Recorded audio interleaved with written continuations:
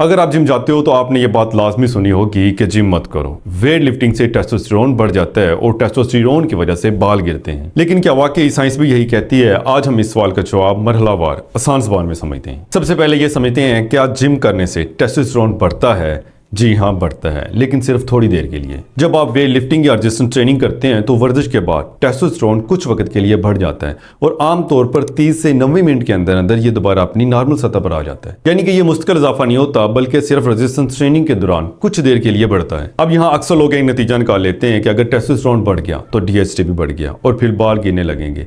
पहली नजर में यह बात मंतकी लगती है, लेकिन साइंस सिर्फ मंतक पर नहीं बल्कि सबूत पर चलती है। अब सबसे अहम सवाल, क्या जिम के बाद टेस्टोस्टेरोन में होने वाला यह आर्जी इजाफा बाल गिरने का सबब बनता है? अब तक होने वाली साइंसी तहकीक का जवाब है नहीं। क्यों? क्योंकि ये इजाफा कुछ वक्त के लिए होता है, जबकि मर्दाना गंजपन चंद मिनटों या घंटों में नहीं होता। ये एक ऐसा अमल है जो सालों साल आस्ता आस्ता होता है। इसीलिए आज तक कोई मजबूत साइंसी सबूत नहीं मिला कि नॉर्मल वेट लिफ्टिंग या रेजिस्टेंस ट्रेनिंग मर्दाना गंजपन का सबब बनती हो या इसे नुमाया तौर पर तेज करती हो। फिर सवाल पैदा होता है कि अगर जिम वजह नहीं है तो फिर कुछ लोगों के बाल जिम शुरू करने के बाद क्यों गिरने लग जाते हैं? इसकी वजह अक्सर जिम नहीं होती बल्कि दूसरी चीजें होती हैं, जैसे खानदानी गंजपन, बहुत सख्त डाइटिंग, तेजी से वजन कम करना, नाकस ग़िज़ाएं, नींद की कमी या फिर एनाबॉलिक स्टेरॉइड। आज तक कोई मजबूत साइंसी सबूत मौजूद नहीं कि कुदरती तौर से की जाने वाली रेजिस्टेंस ट्रेनिंग या वेट लिफ्टिंग मर्दाना गंजपन करती है या इसे नुमाया तौर पर तेज करती है। इसलिए अगर आप कुदरती तरीके से वर्जिश कर रहे हैं, मुतवाज़न ग़िज़ा ले रहे हैं और एनाबॉलिक स्टेरॉइड इस्तेमाल नहीं कर रहे, तो सिर्फ बाल गिरने के डर की वजह से जिम छोड़ देना साइंसी तौर पर दुरुस्त नहीं है।